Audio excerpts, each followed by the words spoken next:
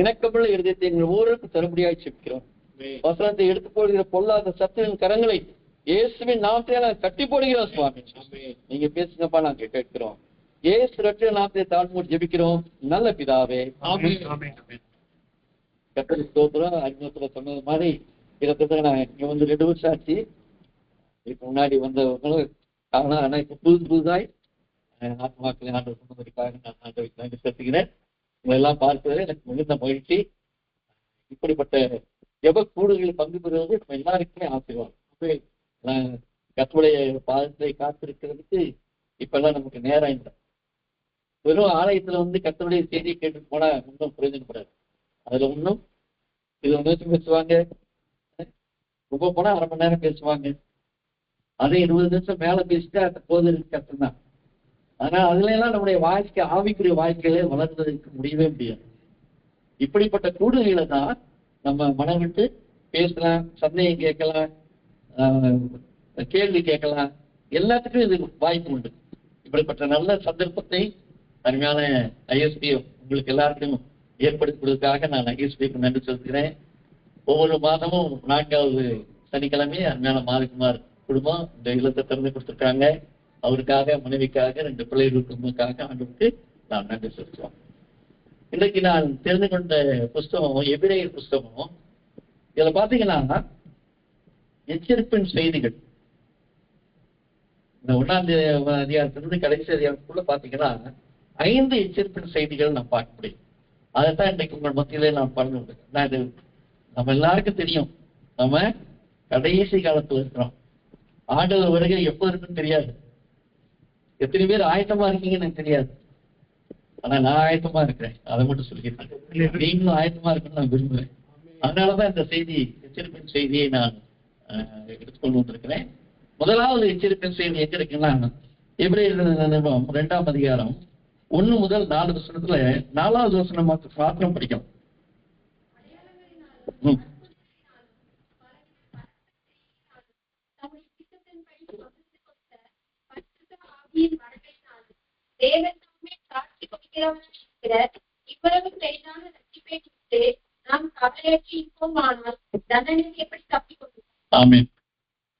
இவ்வளவு பெரிதான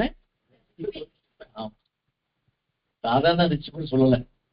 ஆனா நம்ம பரலோகத்துக்கு போகணும்னா முதல் கீ என்னது? ரட்சிப்பு தான். முந்தையெல்லாம் நீங்க ரட்சிக்கப்பட்டீங்கன்னா கோபம் வந்துடும். இப்ப எல்லாம் அதை பத்தி பேசுறதே இல்லை. பேரவே விட்டாங்க, யாருமே கேட்கிற மாதிரி தெரியல. ஆனா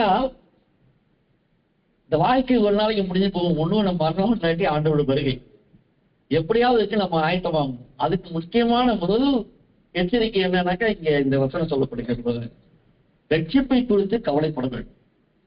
ஒருவேளை நம்ம வாழ்க்கையில் நம்ம வந்து ரட்சிக்கப்பட்டிருக்கலாம், என்னைக்கோ ஒரு நாளைக்கு ஆண்டவர் வாழ்க்கையில ஒப்பு கொடுத்துருக்கலாம். ஆனா அந்த ரட்சிப்பை காத்துக்கொள்ள வேண்டும், அதை தக்க வைத்துக் கொள்ள வேண்டும். அதான் பெரிய கஷ்டம். வேதத்தில வாசிக்கிறோம், முடிவு புரியும் நிலையில் இருப்பவனே முடிவு புரிந்து 100% நினைத்திருக்கும். 1% தவறுனா கூட பெரிய நல்ல விஷயத்துல ஒரு டாக்டரா போச்சு அந்த சட்டையே. அவ்வளவு பெரியான ரட்சிப்பை காத்துக்கொள்ள வேண்டும். காத்துக்கொள்ள முடியாம சில தடைகள் நம்ம வாழ்க்கையில வரத்தான் செய்யும். அதுக்கு முதலாவது என்ன தடைகள் இருக்கு தெரியுமா?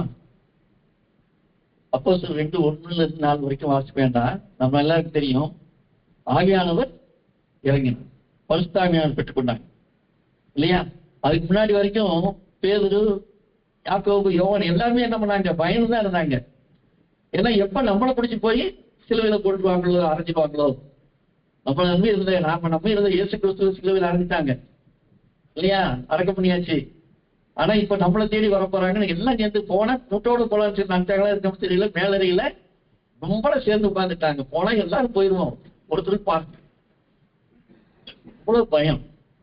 ஆனால் அதுக்காக தான் ஆண்டவர் சொன்னாருங்க, எருசலேம் காத்துருங்க, நான் போய் உங்களுக்கு தேற்றவாளனை. எதுக்காக?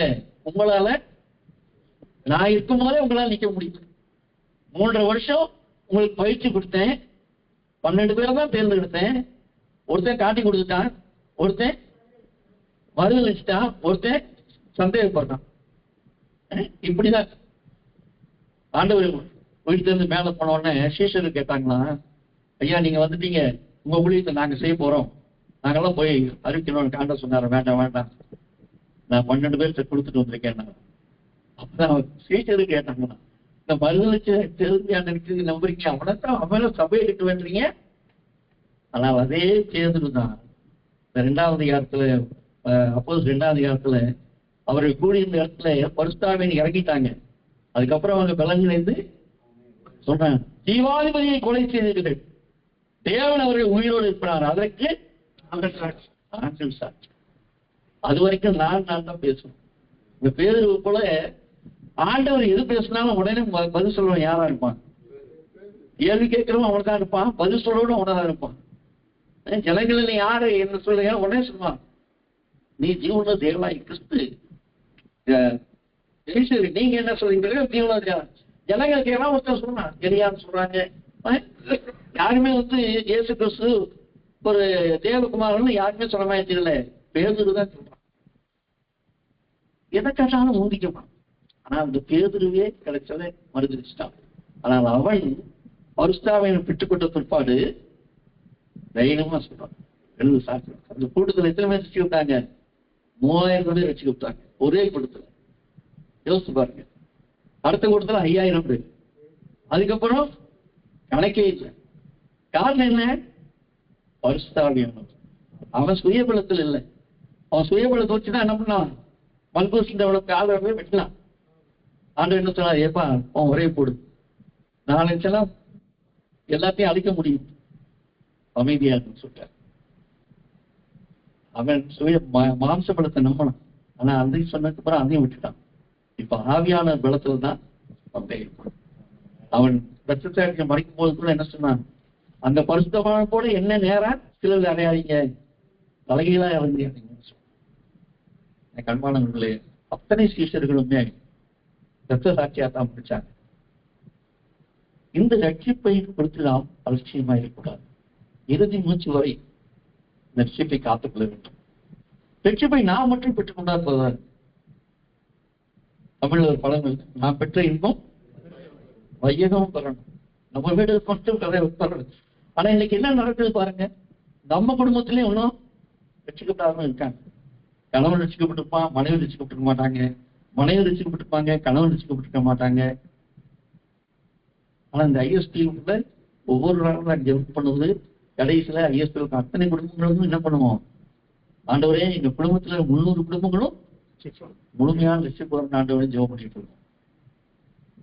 அதனால இந்த ஃபெலோஷிப்ல இருந்தீங்கன்னா அது உங்களுக்கு நிச்சயமா நீங்க விரும்புகிறோ இல்லையோ உங்களுக்காக கர்த்தர் ஜெபத்தை கேட்கிறவர். ஆமென். நிச்சயமா உங்க குடும்பங்கள்லாம் ரட்சிக்கப்படும், கவலைப்படாது. ஒருவராவது கெட்டு போவது ஆண்டவருடைய சித்தமே அல்ல.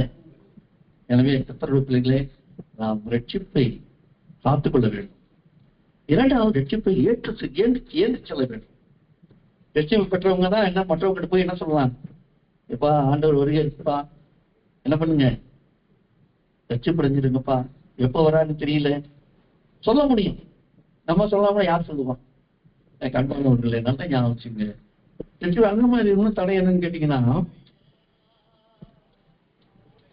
மத்தேயு 13:22 என்ன வாசிக்கிறேன் பாருங்க. மத்தேயு 13:22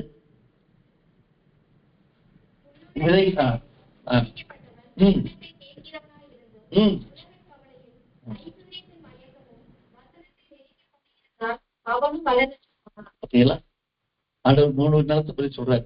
ஒண்ணு வழியருகே விழுந்த நிலம், அது பறவை புத்தி போயிடுச்சு. 2வது கற்பாறை விழுந்த நிலம், அது வேரோட முடியாம போச்சு. 3வது முள்ளுள்ள இடம், அது உலக கவலைகள், கஷ்டங்கள். நிறுத்தும் போது என்ன செய்ய முடியல, நிற்க முடியல. அதற்கு என்ன பண்ணணும்? பரிசுத்தாவியானவர் வருவார்.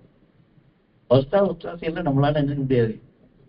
ஏனென்று சொன்னால், நீதிமான் ஒருவனாயிலும் விலை வேதம் சொல்லுகிறது, எல்லாரும் பாவம் செய்து மகிமை மற்றவர்களாய் போய்விட்டோம். ஆனா நமக்குள்ளே வாசம் பண்ணுகிற ஆவியானவர், எப்ப நம்ம ஞானஸ்நானம் பெற்றோமோ அப்ப என்ன ஆயிடுது, ஆவியான் நமக்குள்ள வந்துடுறாரு. அவர் நமக்குள்ள வாசம் பண்றாரு. வாசம் பண்றதுனாலதான் என்ன வழி எதுவே சொல்லி நம்ம வழி நடத்துறாரு. சகல சத்தியத்திலும் நீதியும் வழிநடத்துவார் என்று ஆண்டவர் வாக்கு கொடுத்திருக்கார். ஆமென். அவர் நம்ம உணர்த்துவார்.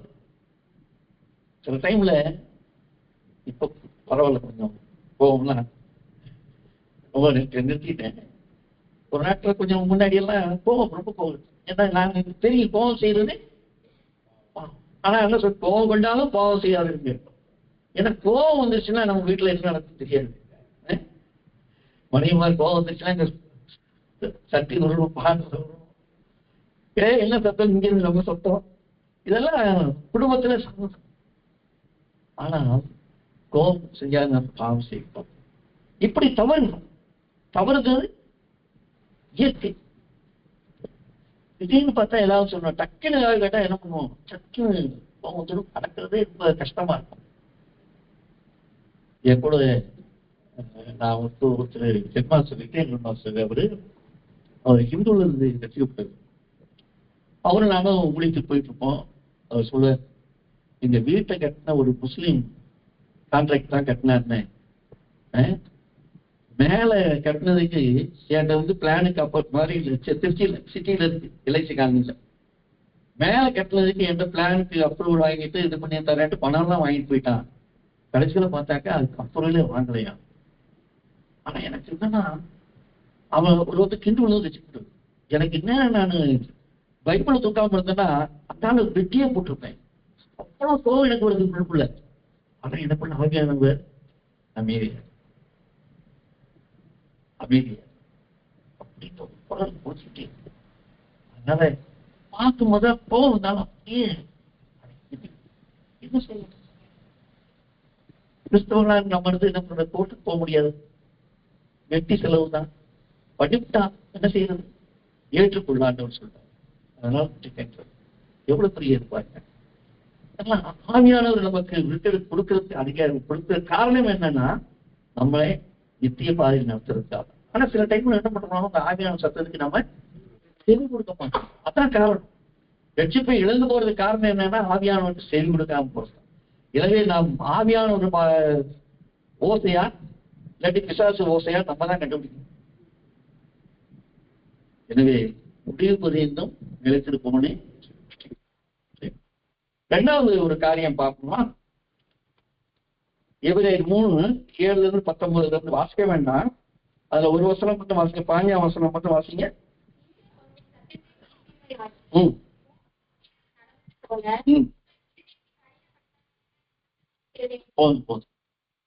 போதும். இறுதி கடினம், எல்லாவற்றையும் பார்க்கணும், இருதயமே திருக்குள்ளதும் மகா கேடும்.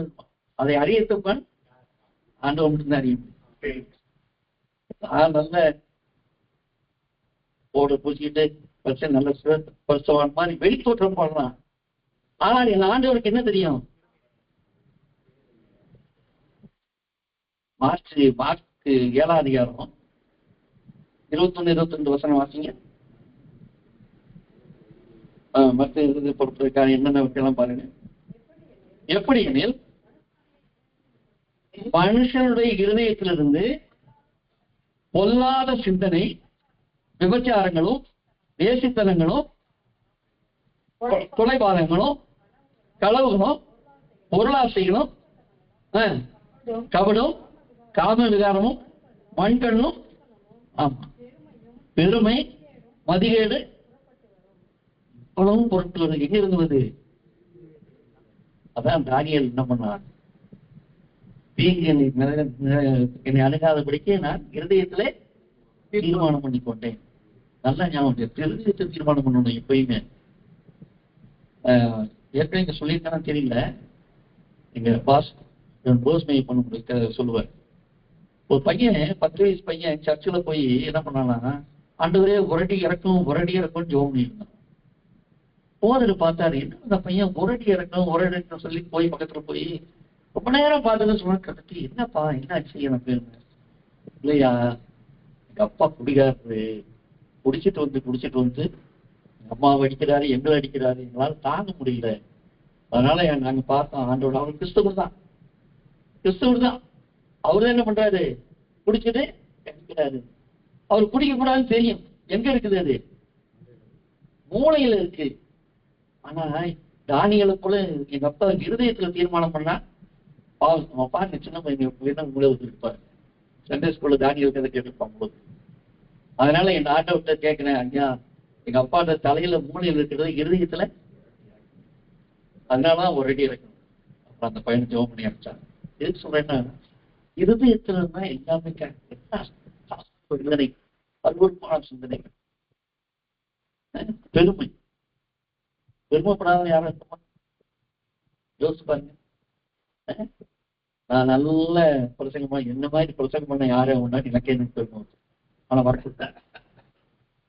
பெருமை உள்ளவனுக்கு கர்த்தர் எதிர்த்து நிற்கிறார், தாழ்மை உள்ளவனுக்கும் பெருமை. நம்ம நேர்மையாட்டு பெருமைப்பட்டான், எச்சரிச்சும் கேட்கல, கழுதையை போல உள்ளுமை கணிச்சிட்டார். இப்ப நமக்கு எச்சரிக்கிற இருதய கடினம் வேண்டாம், எடுத்துக்கணும். அது சாப்பிட்டான இருதயத்தை, கல்லான இருதயத்தை எடுத்துக்கிட்டு அதையான இருதயத்தை கொடுக்க வாக்கு பண்ணியிருக்கார். கேட்க வேண்டியது நம்ம தான், கேட்கப்பட்டுக் கொள்ள வேண்டியது. ஆண்டவரா பார்த்து, சரி எப்பா நீ கண்ணு எடுத்து வைக்கிற உனக்கு இஸ்ரவேல் ஜனங்கள் எத்தனையோ அற்புதங்களை ஆண்டவர் செஞ்சோம், திரும்ப திரும்ப அது என்ன சொல்றா அதுக்கு எதிர்த்துதான் நிற்பார். விக்கிரங்க முன்னாடி போகாதுப்பா, விக்கிரங்க வேண்டாம், என்ன மட்டும் வணங்குன்னு சொன்னா கூட எப்ப பார்த்தாலும் என்ன பண்றாங்க, பாகாலத்தை போயிடும். எப்ப பார்த்தாலும் நீ தெய்வத்துக்கு போயிடாங்க. சாலமோன் அவ்வளவு நல்ல ஆட்சி செஞ்சான், நல்ல தேவாலயத்தை கட்டினான். கடைசியில எப்படி விழுந்து போனான்? அந்நிய ஸ்திரீகளை விவாகம் பண்ணதுனால என்னாச்சு, அவளுக்கு தெய்வம் வீட்டுக்குள்ள வந்துருச்சு. அவ கொண்டாடி சொல்றதுபடி எவ்வளவு பரிதாபம் பார்த்தீங்களா? ஆண்டவரே உங்களுடைய கண்கள் எப்பொழுதும் இங்க திறந்திருக்கணும், செவியில் திறந்திருக்கணும். அப்படியெல்லாம் பண்ணல, கடைசியில என்ன பண்ணலாம்? இப்படிப்பட்ட நிலைமை நம்ம யாருக்கு வந்துடக்கூடாது. இதெல்லாம் நமக்கு முன்னாடி எவ்வளவு ஆண்டவர் எச்சரித்தாலும் அந்த இருதை கடினம். ஆண்டவர் நல்ல பேர் வச்சுக்காம வணங்கா கழுத்துள்ள நனங்கள், வணங்கா கழுத்துள்ள அப்படியே எப்ப பார்த்தாலும் அப்படி நான் ஒரு அகந்த என்னால எல்லாம் முடியும். ஆனா இருதயத்துல அவ்வளவு வெறுப்பு. இந்த கண்மானுடைய இருதய கடினம் நம்ம செய்கிறோம், பாதாளத்துக்கு. மூன்றாவது பார்ப்போமா? 6ஆம் அதிகாரம் 4:4 8, 4-5 மட்டும் வாசிங்க.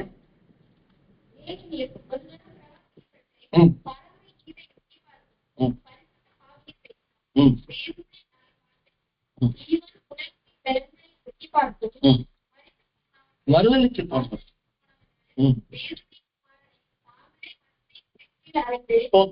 போதும் தேவனுடைய குமாரனே. யூதர்கள் பிரதானாசிரியர்கள் ஒரு தடவை தான் பண்றாங்க. ஆனா நம்ம என்ன பண்றோம்? மறுபடியும் வெளிப்படுத்துற 5:6 வாசிங்க. அவர் எப்படி இருக்காரு பாருங்க. அடிக்கப்பட்ட வண்ணமாய் இருக்கிற ஆட்டுக்குட்டி. இன்றைக்கும் நாம் எப்பொழுதெல்லாம் பாவம் செய்கிறோமோ அடிக்கப்பட்ட வண்ணமாய் இருக்கிற போதும். இன்றைக்கும் நம்ம நினைச்சிட்டோம் அவ்வளவுதான், இயேசு கிறிஸ்து ஒரு தடவை தான் மறைச்சிட்டாரு. ஆனா நீங்களும் நானும் பாவம் செய்யும் போதுதான் ஆண்டவர் என்ன பண்றோம்? சிலுவையில கண்பானவர்களே, இங்க பாருங்க, ரொம்ப தெளிவா எழுதப்பட்டிருக்கு இந்த வசனம். பாருங்க, ஒவ்வொரு வசனமும் 4-5 மீண்டும் வாசிக்கிறேன் பாருங்க. அதுல என்னது? ஒரு தடவை பிரகாசிக்கப்பட்டவர். அதெல்லாம் என்னது? வெற்றி படிச்சவன ரொம்ப வஸ்தாகணும் போது தைரியமா ஜெபிக்கிறது, உற்சாகமா மொழிகளை பங்கு பெறுவது எல்லாம் இருப்பாங்க. எல்லாம் கொஞ்ச நாள் தான், அதோட அப்படியே கொஞ்சம் கொஞ்சமா என்ன ஆயிரும்? அந்த கையிட்டார்.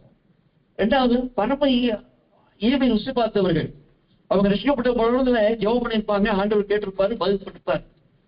அப்ப ஆண்டவர் ஜெபம் கேட்கிறவர் எல்லாரும் இருப்பாங்க. பரம ஈவை ருசி பார்த்தவர்கள், ஆண்டவருக்குள்ள அற்புதங்களை பெற்றவர்கள். ஆனா அவர்கள் ஆண்டவர் விட்டு பிழை போனோன்னு பெருமாளுடைய ஜெபம் கர்த்தருக்கு சொல்ற, நீ உள்ளத்துல என்ன விட்டுட்ட, ஆனா ஜெபம் பண்ணா கேட்பான்னு நினைக்கிறியா? மறுதளிச்சு போனவர். அப்ப கர்த்தர் வார்த்தை ருசி பார்த்தவர்கள்.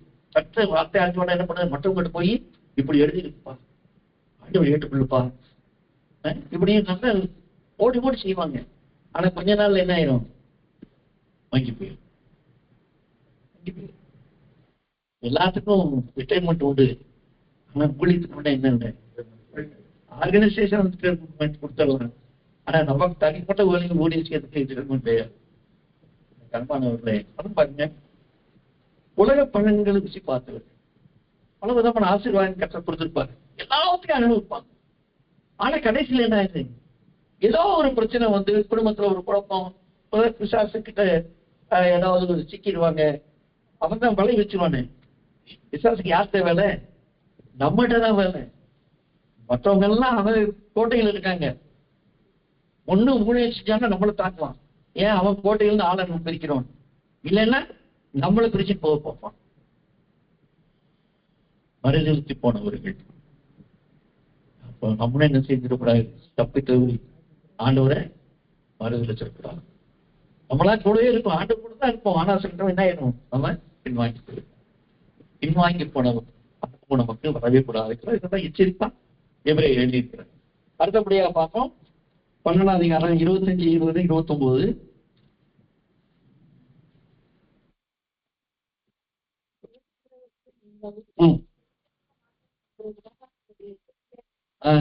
எப்போதும் முதல் வருஷம் என்ன வாசிக்கணும்? செவி கொடுக்க முடிய கேட்காதபடிக்கு செவி சாய்க்க மனம் இல்லை.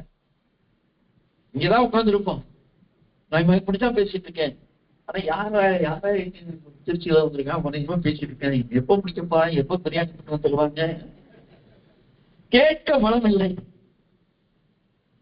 யாரு உங்களை சொல்லுங்க, நான் அப்படின்னுப்பா சொல்ல என்னன்னு கேட்டீங்க? அப்படிதான் சர்ச்சில் அப்படிதான் பிரச்சனை கேட்கிறாங்க இல்லையா, வாட்சு பார்த்துட்டு இருப்பாங்க இல்லையா? எப்படா 20 நிமிஷம் ஆகும், அப்புறம் போதையதான் மறப்பாங்க. இன்னையா யாரையோ பண்ணது. சமீபத்துல சர்ச்சில் ஒருத்தர் பேச வந்தாரு. அவரு மேல ஏறின சொல்றாரு, போதர் கூப்பிட்டாரு. அப்ப சொல்லிட்டாரு, ஐயா 20 நிமிஷத்துல பிடிச்சிடணும். நீங்க உங்க கதையை சர்ச்சை 1 மணி நேரம் பேசுறீங்க, பேசுங்க. இங்க பண்ண என்ன பண்ணுங்க. அவர் பார்த்து தெரியாம ஒருத்தர் சபையில் அவர் சபை கூப்பிட்டு விட்டார். திருச்சியில நாங்க எல்ஐசி காலனி சர்ச்சில் இருக்கோம், அவங்க நார்த்தி சர்ச்சில் இருக்காங்க. அவர் ஏதோ பிரசனத்துக்கு கூப்பிட்டாரு. அப்போ அவர் சொல்றாரு, அது முடிஞ்சவன அவர் போதகர் சொல்லும்போது அவர் பக்கத்துல இருந்தாரு போல இருக்கு. இங்க வந்தோன்னு, ஐயா நீ 1 மணி நேரம் நீ பேசக்கூடாது, இங்க மட்டும் 20 பேச போறீங்கல்ல, நம்ம சேர்த்துல என்ன பண்ணணும்? இப்படி அதுல என்ன பேச முடியும்? பேசலாம், 5 நிமிஷம் பேசினாலும் வசனம் தான், அது பத்தி இல்லை. ஆனால் வசனம் கேட்கக்கூடாத காலம் போயிடுது. எல்லாவற்றிலும் ஒரு காலம் உண்டு. வசனம் கேட்கக்கூடாத காலம் வருவதற்கு முன்னாடியே நம்ம என்ன பண்ணணும்? இந்த பைபிளை ஒன்றும் தூக்கிட்டு போக முடியுமான்னு தெரியாது சார். எவ்வளவு நாளைக்கு தூக்கிட்டு போவீங்கன்னு தெரியாது. அதுக்காக தான் இப்ப செல்லுல ஆண்டர் கொடுத்துட்டாருன்னு நினைக்கிறேன். ஆனா செல்ல பைபிள் மட்டும் பாருங்க, அது வேற. நீங்க பின்வாற்ற செல்லே தான் காரணம் பார்த்து அதெல்லாம் ஞாபகம் வச்சுக்கணும். நல்லதுதான், எல்லாமே நல்லதுதான் ஆண்டவர் படைக்கிறார். முந்தையெல்லாம் ஒருத்தர் கம்யூனிகேட் பண்றதுக்கு எவ்வளவு கஷ்டம். இப்போ 1 நிமிஷம் எங்கேயோ ஒரு மூலையில் இருந்தாங்கன்னா அடுத்த நிமிஷம் நமக்கு செய்தி வந்தது. நல்லதுதான். ஆனால் அதுல எவ்வளவு அறிவிப்புகள் யோசிச்சு பாருங்க. அதெல்லாம் நியூஸ் வருது, நியூஸ் ரிப்போர்ட்டா நம்ம இடையில அட்வர்டைஸ்மெண்ட். அந்த அட்வர்டைஸ்மெண்ட்ல பல அறிவிப்பு. நான் என் வீட்டில் டிவியை பாட்டிட்டேன். இந்த மே மாசம் வந்ததுல இருந்து டிவி நான் ரினியூ பண்ணல, டாட்டா வேணான்ட்டேன். 1/2 மணி நேரம் தான் நியூஸ் கேட்பேன், அதுக்குள்ள 15 நிமிஷம் கண்டதுன்னு சொல்றான். எதுக்கு இது பார்த்துக்கிட்டு? வேண்டாம், பேப்பர்ல பார்த்துப்போம். பேப்பர் பார்த்தாலும் அதுல எங்க நிச்சயமான காரியங்கள், அருவறுப்பான காரியங்கள். அவனை கொலை செஞ்சான், எவ்வளோ கற்பழிச்சான், இதான் நியூஸ். கற்பானவர்களே, பின்வாங்கி போயிடும். இதை என்ன பண்ணணும்? பின்வாங்கி போகணும். கேட்கக்கூடாதபடி நீங்க என்ன பண்ணக்கூடாது? விளக்கி விட்டுறக்கூடாது. வசனத்தை விளக்கி விடக்கூடாது என்று சொல்லி பார்க்கணும். அந்த 26 தொடர்ந்து வாசிக்கமா. ம் ம் ம் ம் ம் ம்.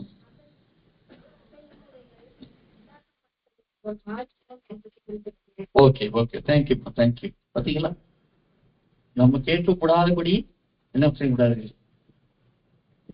வெத்தனமா இருக்கு வசனங்க. இந்த மாதிரி கூடுதல் வருதுன்னா சந்தோஷமா வாங்க. நல்ல வார்த்தைகள் யார் மூலமா ஆண்டவர் பேசுவார். அந்த வார்த்தைகள் தான் வார்த்தைகள் நம்ம பலப்படுத்தணும்.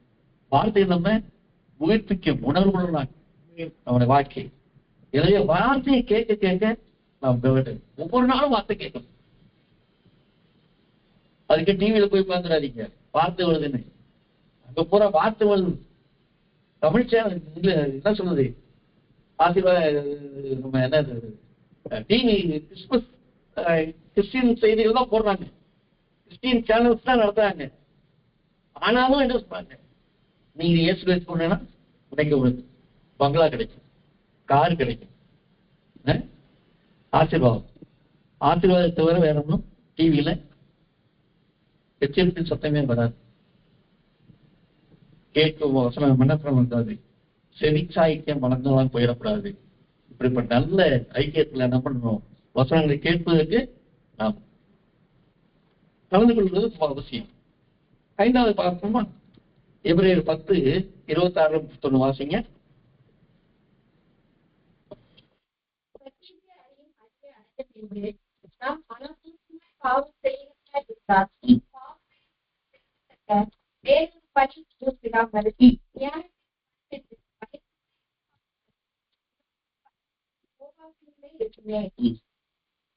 அறிந்தும் பாவம் செய்யும்.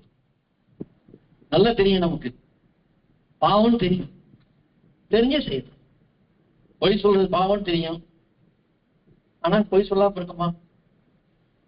எப்படியாவது வீட்டுல மனைவிட்டையோ பெற்றோர்கிட்டையோ பிள்ளைகிட்டையோ எப்படியாவது போய் வந்துரு. என்ன சொல்றது, ஆதாம் வித்து அந்த ஜென்ம சுவாபம் நமக்குள்ள இருக்கு.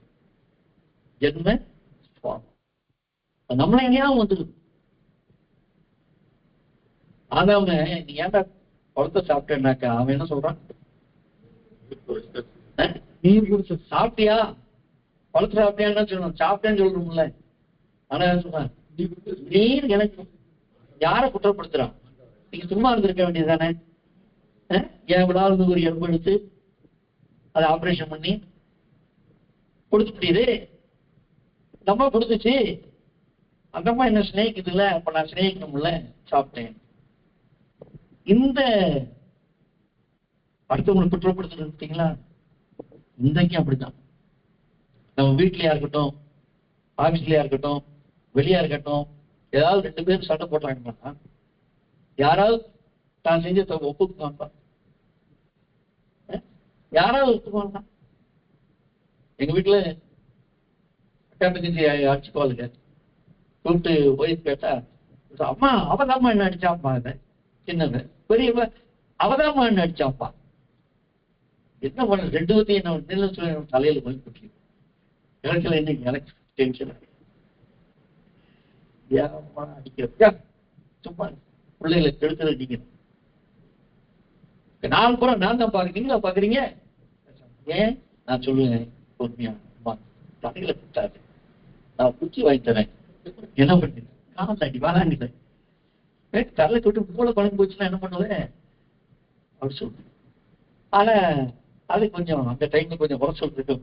அப்புறம் கொஞ்சம் காலமா உட்கார்ந்ததுக்கு அப்புறம் ஒரு குச்சியை வாங்கி கொடுத்தீங்களா அடி அப்படி சொன்ன, அதை நீங்க வச்சுக்கோங்க. எனக்கு அன்பானவர்களே, நல்ல ஞாபகம் வச்சுங்க, அறிந்தும் பாவம் செய்யும். தெரியும் பாவம் தெரிஞ்சு குடிக்கான எல்லாம் பாவம் தெரியாம அப்படிங்கிறான். யோசிச்சு பாருங்க, நல்லா தெரியும். இன்னைக்கு கூட வாட்ஸ்அப்ல வந்துச்சு, ஒரு பாலிவ பையன் பைபிள் வச்சுக்கிட்டு கல்லு கடைகள் முன்னாடி சாராய கடை முன்னாடி, ஐயோ நண்பனே சகோதரனே, ஐயோ உன் வீட்டுல பாரு பெண்கள் இருக்கிறாங்க, நீ சம்பாதிச்சு இப்படி அடிக்கிறியே, பெண்கள்லாம் அப்புறம் விதவை ஆயிடுவாங்க, இல்ல வீட்டுல கஞ்சி இருக்காது. எவ்வளவு தைரியம் பாருங்க, உண்மையாலே பாராட்டு. கல்லுக்கடை சாராயக்கண்ணாடி கடை முன்னாடி நின்று கேட்க பண்ண மாட்டேங்குது. அன்பானவர்களே, நம்ம யோசிப்போம். இப்படி அறிந்தும் பாவம் அப்போஸ்தலர் 17:30 என்ன வாசிக்கிறோம் பாருங்க. அப்போஸ்தலர் 17:30 அறியாமையுள்ள காலங்களை கர்த்தர் காணாமல் போயிருந்தார், மனம் இப்பொழுதோ நான் மனம் திரும்ப வேண்டும் என்று கட்டளை எழுதுகிறான். நம்ம அறியாம சில காரணம் பாவம் செஞ்சிருக்கோம். ஆனால் இப்பொழுதோ நமக்கு எல்லாம் தெரியும், தெரிஞ்சே பாவம் செய்யறோம். அதைத்தான் ஆண்டவர் சொல்றாரு, அறியாமல் செஞ்சா அறிந்து செஞ்சா அநேக அடிகள். நல்லா ஞாபகம், நியாய தீர்ப்பு எங்க ஆரம்பிக்குதான்? தேவனுடைய வீட்டுலதான் முதல்ல ஆரம்பிக்கும். நம்ம வீட்டுல தான், நம்ம தான் தேவனுடைய ஆலயமா இருக்கோமே. அந்த ஆலயத்துக்கு எடுத்தா தேவனுடைய ஆலயத்துக்கு எடுத்த மாதிரி ஆண்டவர் சொல்றாரு. எனக்கு அன்பானவர்களே, நம்ம இந்த 5 காரியங்களை நல்லா ஞாபகம் வச்சுப்போம். முதலாவது என்ன சொன்னேன்? ரட்சிப்பை குறித்து கவலைப்படும். இன்னைக்கு வரைக்கும் ரட்சிப்புக்குள்ள இன்னைக்கு என்ன பண்ணணும்?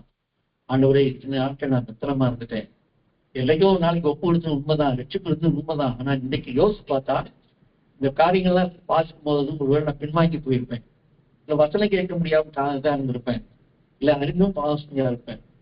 ஆனா இந்த சர்ச்சில் எத்தனையோ போய் தெரியாது, ஜெவப்படுத்தல ஜெவம் ஒண்ணு வச்சிருப்பாங்க, பாவம் அறிக்கைன்னு சொல்லி, செய்யத்தக்கவே செய்யாமல் செய்யாதவே செய்யுது. எவ்வளவு அருமையாலும். ஆனாலும் என்ன இல்லை எங்களுக்கு அப்படி எப்படி சொல்ல, செய்யத்தக்க செய்யல, செய்யாதவங்களை செஞ்சுட்டு சோமையில எல்லாம் நம்மளே அறிக்கிட்டு இருக்கோம். எனக்கு அப்பானவர்களே, யோசிச்சு பாருங்க, நம்ம ஜபத்துல கூட என்ன பண்றோம்? நம்ம அறிஞ்சே செய்யறோம். பரமட ஜபம் எத்தனை பேர் குடும்பத்தை பண்டிகைன்னு தெரியாது. எங்க வீடுல பரமட ஜபம் குடும்பத்து இருக்கும். ஜபம் முடிஞ்சாலும் பரமட ஜபம் வந்து ஆசீர்வாதம் முடிஞ்சா எங்க அப்பா அம்மா முடிப்பாங்க, இல்லை நாங்க முடிப்போம். அதனால பரமட என்ன சொல்றோம்? நாங்கள் எங்கள் பிற குற்றங்களை நாங்கள் மன்னிக்கிறது போல எங்கள் குற்றங்களை எங்களுக்கு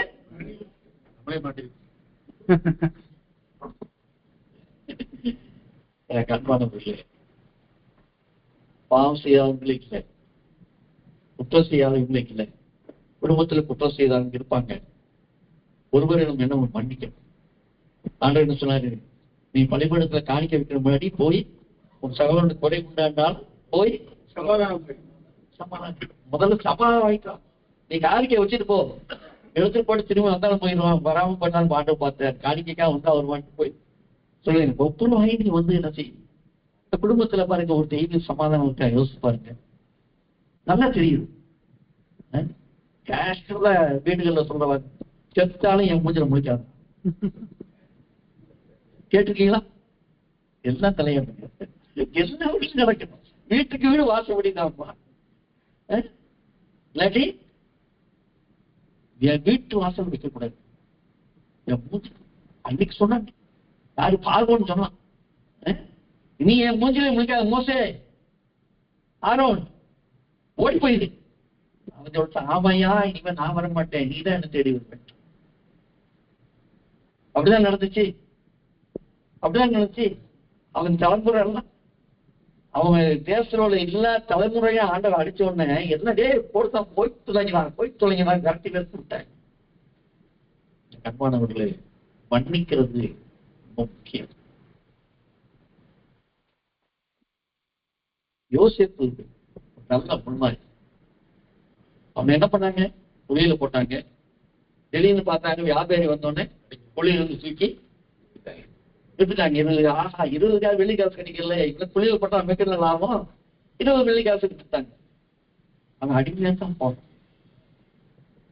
கடைசியில கர்த்தர் அவனை, அவன் சகோதரி ஏன் பயிற்சாங்க?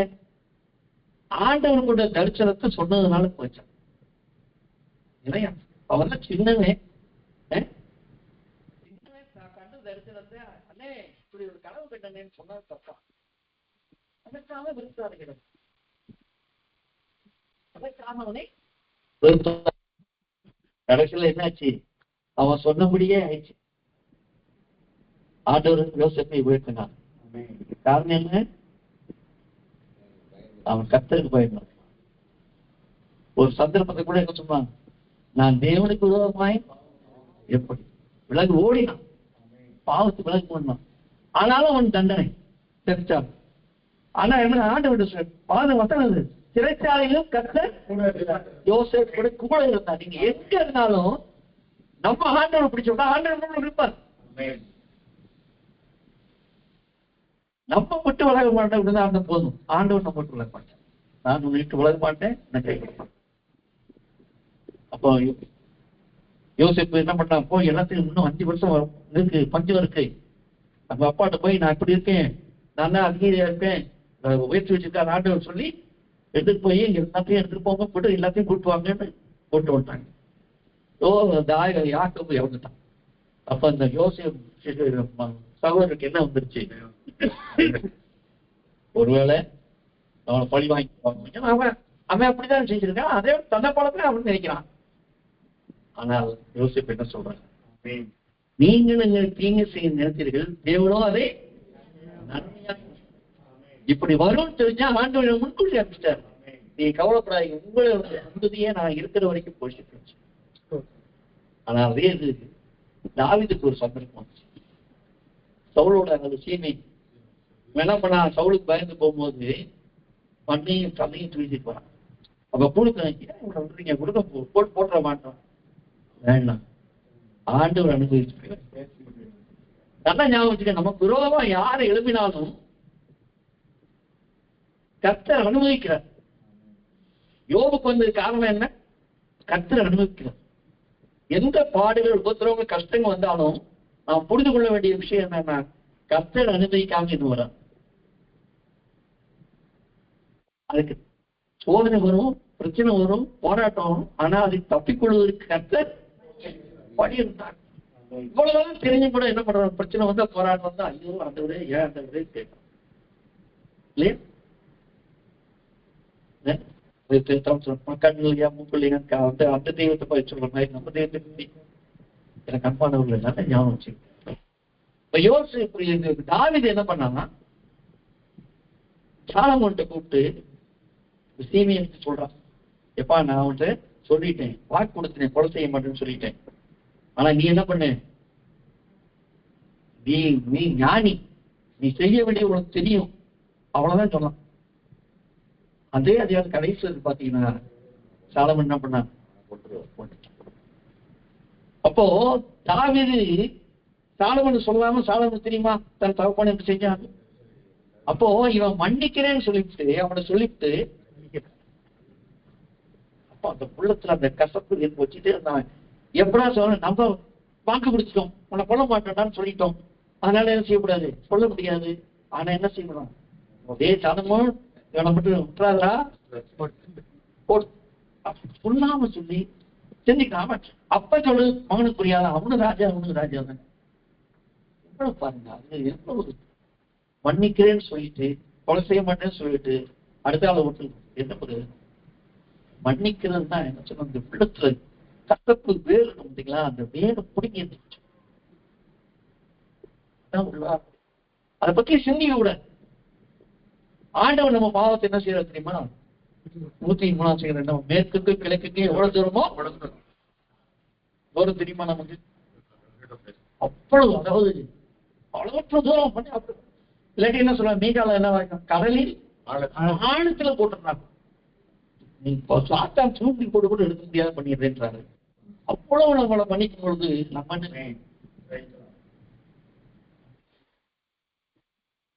கண்பானவர்களே, காலை உரையிலே கண்களை பொடிச்சோம்.